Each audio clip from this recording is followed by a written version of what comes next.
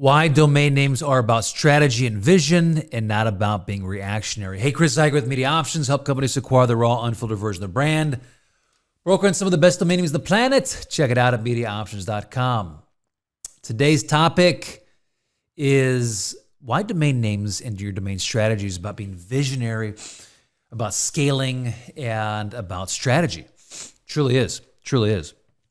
It's interesting. In any given industry, in any given vertical, there is typically quite a bit of competition, right? I mean, typically there's the big category killers, and then you go down the line, and depending upon the industry and depending upon like how regulated it is, how old it is, there's just going to be more competition. And what that means is that more competition comes less options on your domain name. So this last week I was talking to a $1 billion company, a company that is doing like maybe $1 billion, but very big. They're like on one of the New York stock exchanges. They have a stock. I'm not sure if it's like a common stock or what it is, but they're successful. They're successful. One of the things he said is, he goes, Chris, listen, I don't, like we're successful with where we're at. Like, why do we need this domain name? And the reality is that most companies that get to this point, they in some instances they built their brand on a different version of their domain. So they've added a descriptor on the front, they've added on the back. But that doesn't mean that they're not already experiencing the pain of not owning their domain name. I mean, there's a very real return on investment. I talked to my podcast this morning about how domain names are investments and how like you have to look at this as, rich people, okay, I hate to say rich people, but people who are wealthy and who understand money, okay, and companies that are successful, they look at decisions as far as like leveraging assets. So, okay, imagine you have a pile of cash right here, okay, and you have this domain name. Now you can exchange this. Okay, you look at this assets. You say, okay, this can produce me this return, and this can produce me this return. Okay, so let's say it's $500,000, and this domain name is $500,000, and this domain name over time is going to be worth maybe $30 million for me. Okay, if you look at that, and you understand the ROI. Would you exchange these two? Yeah, of course you would. Of course you would, right? Not to say you're not going to make a return off of this money, and there's not some return off of this pile of cash. Let's say you put it in you put it in a bank, maybe you put it in the stock market. But it's how can you leverage this better?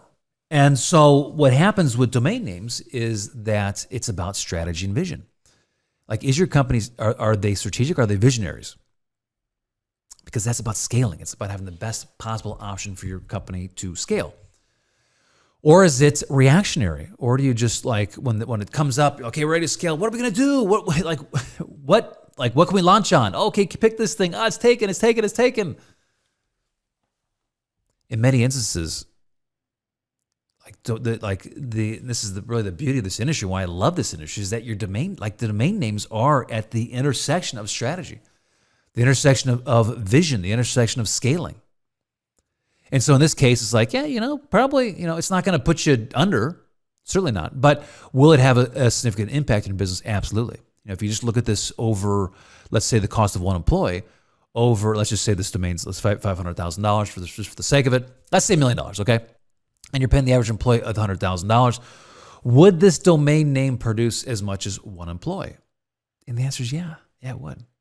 I mean, just having the opportunity to scale when you need to scale is priceless. Is priceless for your brand. And here's what I know is that every company at some point needs to scale. You just do. And the reason is competition. Unless you're in a very, very highly regulated industry, I'm trying to think, oil and gas maybe.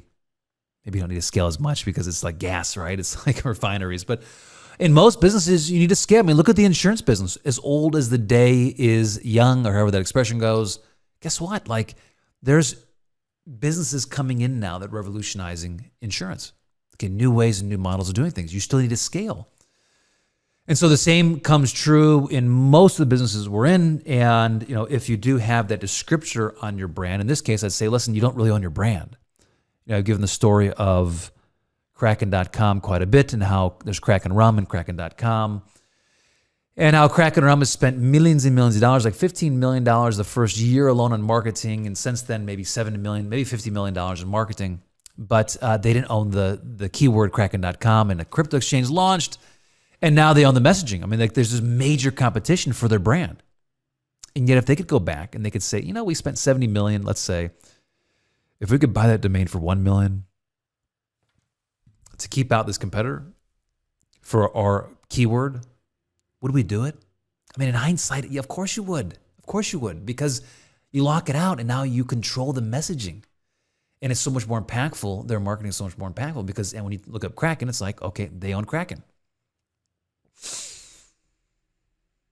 So there's a big risk. You don't know the risk until it happens. But I can tell you this is that the mission of Media Options is to sell domain names. And so, I mean, we're going to sell it to a company.